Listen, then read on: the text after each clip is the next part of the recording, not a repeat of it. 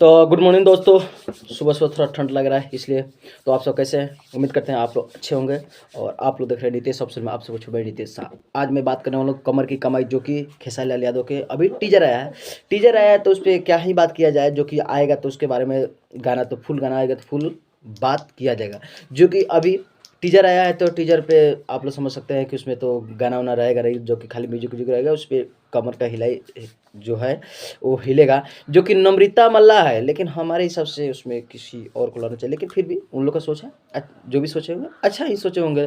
तो ठीक है। तो जो लुक है, लुक आप लोग के दिखा दे रहा हूँ, लेकिन क्या दिखाऊँ, लेकिन फिर भी आप लोग को दिखा दे रहा हूँ। थोड़ा सा लुक देख लीजिए किस तरह से खेसारी लाल यादव।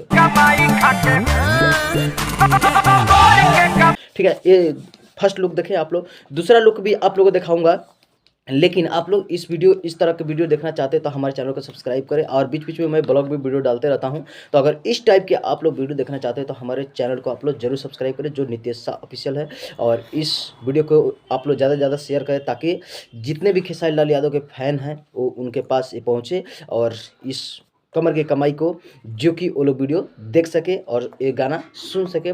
काफ़ी बेहतरीन लग रहा है हमारे हिसाब से होने वाला है, जो कि एक दूसरा इसका लुक देख लीजिए।